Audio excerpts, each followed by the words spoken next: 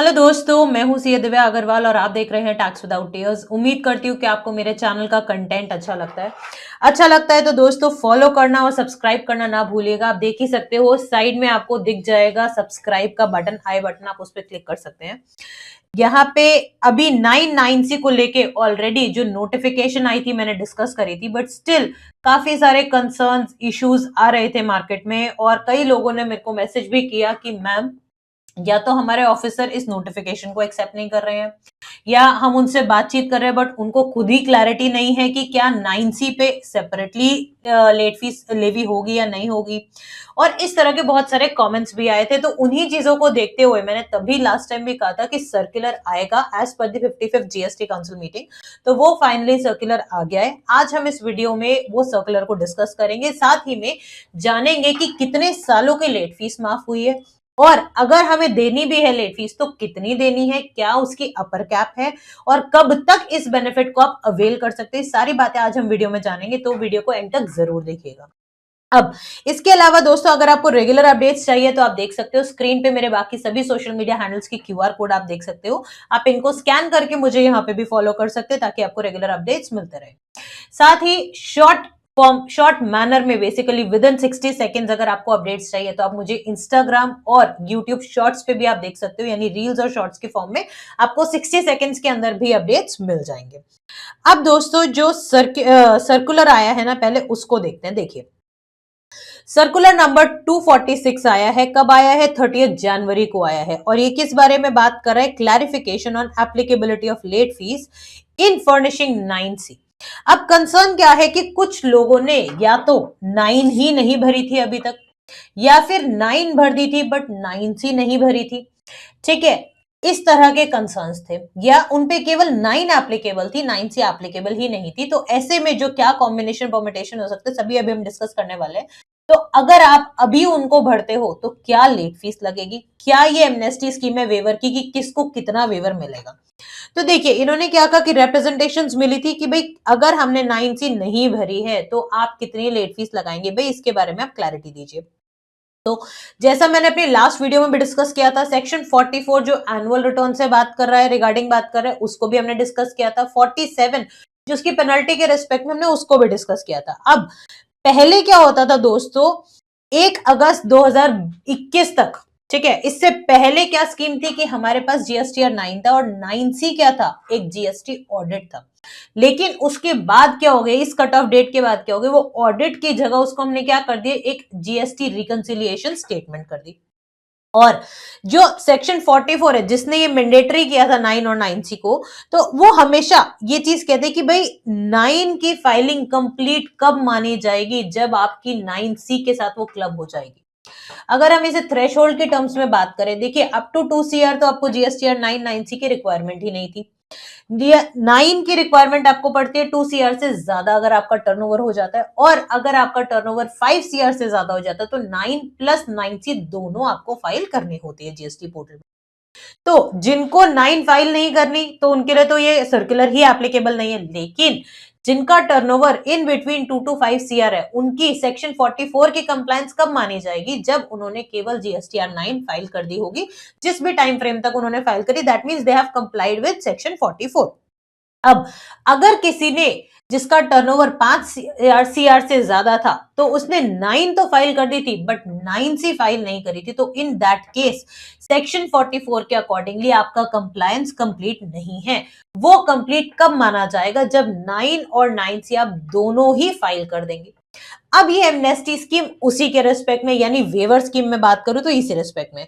But एक बारी ना हम इनकी ये जो मैंने आपको कंप्लीट कब मानी जाएगी इसको हम इधर से पढ़ लेते हैं सर्कुलर से। देखिए, on combined reading of section 44 with rule 80 it can be concluded pre and post amendment की provisions mandated the required registered person required to furnish annual return that is GSTR 9 for a financial year shall also furnish along with it duly certified or the self-certified reconciliation statement in 9C which reconciles the value of the supplies which is being declared in GSTR 9 with the audited financial statements.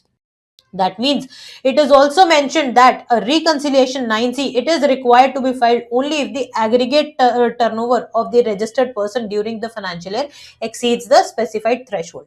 तो देखिए basically 9 भरने के बाद 9C का purpose क्या होता है कि 9 को अल्टीमेटली आप रिकंसाइल करो जो आपकी ऑडिटेड फाइनेंशियल स्टेटमेंट है उसके साथ। तो इन्होंने क्या कहा 9 भी आपको भरनी है। अगर आपका एक टर्नओवर स्पेसिफाइड लिमिट एक्सीड हो जाती है तो आपको 9C भी भरनी है जो मैंने आपको लिमिट्स के साथ बताया। अब इसी के बाद इन्होंने और इसको क्लियर करते हुए क्या कहा, it is clarified that late fees under section 44 it is leviable, वो लगेगी कब, जब डिले होगा in furnishing the complete annual return. और कंप्लीट एनुअल रिटर्न कब होगी, जब आपने जीएसटीआर 9 और 9C दोनों भर दी होगी। यानी जिन केसेस में केवल 9 ही रिक्वायर्ड है तो उस अकॉर्डिंगली आपका 44 के हिसाब से कंप्लायंस कंप्लीट, लेकिन जहां पे 9C भी रिक्वायर्ड है तो 9 प्लस 9C दोनों आप भरेंगे तभी आपकी कंप्लीट एनुअल रिटर्न यानी कंप्लायंस आपके एज पर सेक्शन 44 मानी जाएगी, अदरवाइज नहीं मानी जाएगी। अब देखिए, अब लेट फीस के रिस्पेक्ट में मैम कि कब तक और कितनी लेट फीस हमारी कंप्यूट होगी, तो देखिए यहां पे इन्होंने क्या बोला, it is also noted that the late fees is not separately leviable for the delayed furnishing of 9 and 9C, but it has to be calculated for the period from due date of furnishing of the annual return। यानी जो आपकी जिस भी particular financial year की last due date थी after all the extensions, उस date तक अगर आपने नहीं भरी तो उसके बाद अगर आप भरते हो तो आपकी लेट फीस लगेगी, but has to be calculated from the period from the due date of furnishing the annual return till the date of furnishing the complete annual return. यानी जब से आपको भरनी थी और जब तक आपने कंप्लीट नहीं भरी तब तक आपको लेट फीस लगेगी। अब in cases where 9C is not required to be furnish then जब आपने जीएसटीआर 9 भरी होगी तभी हम कंप्लीट एनुअल रिटर्न मान लेंगे, और अगर आपने वो GSTR 9 within due date भर दी तो लेट फीस का तो कोई मतलब ही नहीं है। लेकिन अगर आफ्टर ड्यू डेट भरी आपने, दैट मीन्स 2 to 5 CR वाला केस है ये, इस स्लैब में अगर आप आते हो और आपने आफ्टर ड्यू डेट अपनी जीएसटीआर 9 फाइल करी है तो उस उतने टाइम फ्रेम के लिए जितना आपने लेट डिले किया है उतना आपको लेट फीस पे करना पड़ेगा, कोई वेवर नहीं है। लेकिन हाँ, वेवर के रेस्पेक्ट में दोस्तों अभी मैं नोटिफिकेशन पे आऊंगी जो पहले भी आ चुकी है, उस दौरान का आपको एक अमाउंट कम कर दिया था, थोड़ा सा बेनिफिट पास ऑन कर दिया था गवर्नमेंट ने, तो वो आप बेनिफिट को डेफिनेटली अवेल कर सकते हैं। अब in cases where 9C it is required to be furnish, यानी 5 करोड़ से ज्यादा वाले केसेस अगर मैं बात करूं जहां पे 9C कंपलसरी थी, तो अब आपको 9 और 9C इसमें दो पॉसिबिलिटीज है। The date of furnishing the 9 if 9C is furnish along with 9, यानी जब तक आपने 9 भर दी होगी, 9 और 9 से मान के चल रहे अपने सेम डे सेम टाइम पे फाइल कर दी है, ठीक है, तो वो अगर आपने विद इन ड्यू डेट कर दिया तो नो लेट फीस, बट अगर आफ्टर ड्यू डेट किया तो जिस दिन तक आपने 9 9C दोनों इकट्ठे फाइल करी है तो आपका उस ड्यूरेशन का आपको लेट फीस लग जाएगा।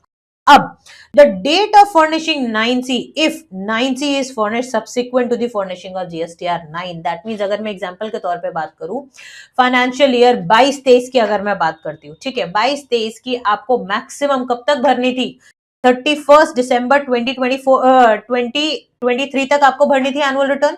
अगर आपने उस ड्यूरेशन में जीएसटीआर 9 भर दी बट आपने 9C अभी तक नहीं भरी थी, तो ऐसे सिचुएशन में जब तक आप 9C भरोगे जिस ड्यूरेशन का, तो पूरे का आपको लेट फीस लगेगा। अभी दोस्तों एमनेस्टी स्कीम पे भी हम आएंगे, तो ये अभी आपको मैं क्लैरिटी दे रही हूँ कि कब तक आपको लेट फीस लगेगी उस चीज की। तो यानी अगर आपने 9C बाद में भरी थी तो आपको late fees from the due date till the filing of GSTR 9C आपको जो लेट फीस है वो देनी पड़ेगी। अब जो अब एमनेस्टी स्कीम की अगर हम बात करें, लास्ट टाइम भी मैंने वीडियो में आपके साथ ये नोटिफिकेशन डिस्कस किया था, नोटिफिकेशन नंबर 8/2025, जब कई लोगों को ये कंफ्यूजन स्टिल था क्योंकि मार्केट में अलग अलग ओपिनियन थे कि भाई मैम आप तो कह रहे हो 9 9C को कंप्लीट हम एक साथ मानेंगे, लेकिन क्या अगर 9 के अब हमें क्या अलग लेट फीस देनी है और 9C की अलग देनी है, तो उसी के रिस्पेक्ट में ये है, देखिए the late fees in respect of delayed filing of complete annual return for any financial year up to कौन से फाइनेंशियल ईयर तक, 22-23 तक, यानी 17-18, 18-19, 19-20, 20-21, 21-22 और 22-23, यानी ये 6 साल का आपको बेसिकली बेनिफिट मिलेगा। It has been waived which is in excess of the late fees payable under subsection 2 of section 47 up to the date of furnishing GSTR 9 for the said year। अगर if the reconciliation statement 9C it is being furnished before on or before 31st March। मतलब क्या हुआ कि मानो अगर आपने, जैसे मैंने अभी बात करी फाइनेंशियल ईयर 22-23 की, ठीक है, इसकी लास्ट डेट कब तक थी? 31 दिसंबर 2023 तक। आपने सपोज कीजिए फाइल किया मे बी फेब्रुवरी 27 फरवरी 2024 को आपने फाइल करी अपनी GSTR 9, बट आपने 9C तब भी फाइल नहीं करी। अब आपको लेट फीस क्या केवल फेब्रुवरी, जब तक आपने GSTR 9 फाइल करी थी तब तक देनी है, या अगर आज मैं मान के चल रही हूँ 31 जनवरी 2025 को अगर आप 9C फाइल करते हो, या तब तक देनी है आपको लेट फीस? अगर हम पहले इस नोटिफिकेशन के आने से पहले तक की बात करें तो जी आपको लेट फीस कब तक देनी थी? 31 जनवरी 2025 तक। लेकिन अब आपको बेनिफिट मिल जाएगा इस नोटिफिकेशन का। वो क्या बेनिफिट है? जितनी लेट आपने केवल GSTR 9 फाइल करी थी, यानी 2 महीना लेट थी, 27 फरवरी 2024 को आपने फाइल करी, लगभग 2 महीना लेट थी, तो उसी ड्यूरेशन का आपको लेट फीस पे करना है। और 9C के रिस्पेक्ट में जो इतना आपने लेट किया, कोई आपको पेनल्टी नहीं लगेगी, प्रोवाइडेड अगर आपने ये जो 9C है 31 मार्च 2025 तक पे कर दिया। दैट मीन्स ये बहुत बड़ा रिलीफ है जो आप सबको मिला है, क्योंकि सेक्शन 44 की अगर कंप्लायंस नहीं होती है तो जो लेट फीस है वो काफी हैवी है आपकी। ठीक है, अब इसके बाद देखिए, accordingly in cases where reconciliation statement in 9C was required to be furnished along with GSTR 9 but was not furnished for any of the financial year, जो 6 सालों का बेनिफिट आपको मिल रहा है, but has been furnished subsequently on or before 31st March, तो कोई additional late fees नहीं लगने वाली है आप पे for the delayed filing of 9C, which is in excess of the late fees payable under section 47 up to the date of filing 9 for the said financial year। लेकिन अब madam अभी तो ये नोटिफिकेशन नहीं अभी आई है, बट हमने तो 9C फाइल कर दी थी, सपोज कीजिए उसी 22-23 की हमने 9 तो फाइल करी थी 27 फरवरी 2024 को, और 9C फाइल कर दी थी मानिए 31 अगस्त 2024 को, तो मैंने तब तो लेट फीस पूरी की पूरी भरी है, तो क्या मुझे उसका रिफंड मिल जाएगा? जी बिल्कुल क्लियर है गवर्नमेंट का स्टैंड कि अगर आपने कोई भी इस तरह की लेट फीस भर दी है तो अब आपको कोई रिफंड नहीं मिलने वाला है। Further no refund shall be admissible, एकदम लास्ट लाइन देखिए, in respect of any amount of late fees already paid in respect of the delayed furnishing of 9C for the said financial year। अगर आपने दे दी तो आप ये समझ के चलिए आपने गवर्नमेंट को दान खाते में आपने दे दिए, आपको वो पैसा वापस नहीं मिलेगा। कहीं ना कहीं इन बातों से डेफिनेटली ये लगता है कि लेट कमर्स को बेनिफिट मिल जाता है, एमनेस्टी स्कीम हो जाती है, जो ज्यादा कंप्लायंस को फॉलो करते हैं, टाइमली करते हैं, तो उनको कहीं ना कहीं एक तरह से पेनल्टी देनी पड़ गई है। अदरवाइज जो अभी तक वेट कर रहे थे तो उनको डेफिनेटली बेनिफिट मिला ही है। अब एक और चीज आती है, मानिए मैम अब हमने 9 और 9C अभी ही भरनी है तो कितनी लेट फीस लगेगी जी?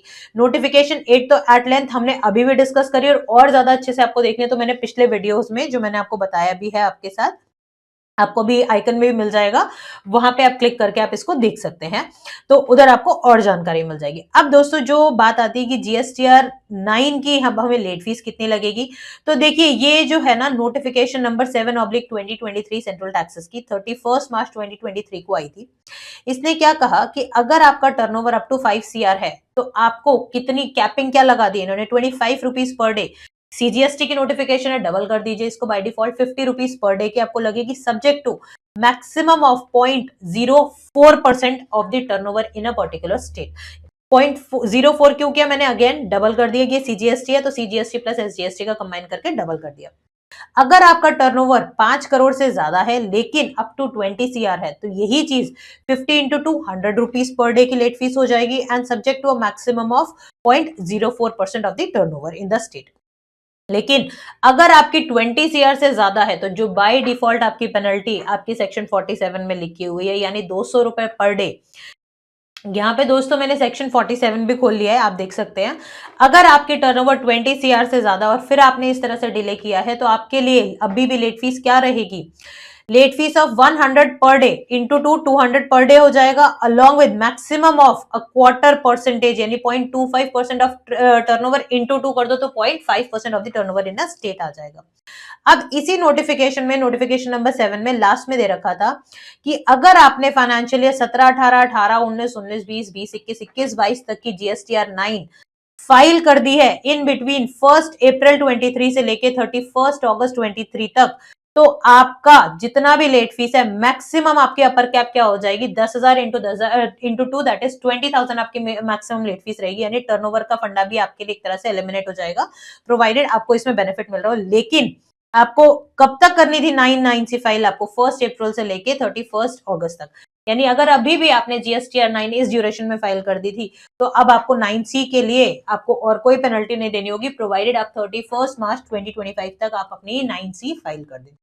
उम्मीद करती हूँ दोस्तों जितने भी डाउट से कंसर्न थे लेट फीस वेवर के रेस्पेक्ट में वो मैंने एड्रेस किए। स्टिल अगर आपको कोई भी कंसर्न है तो कमेंट करके जरूर बताइएगा, I am there to help you out.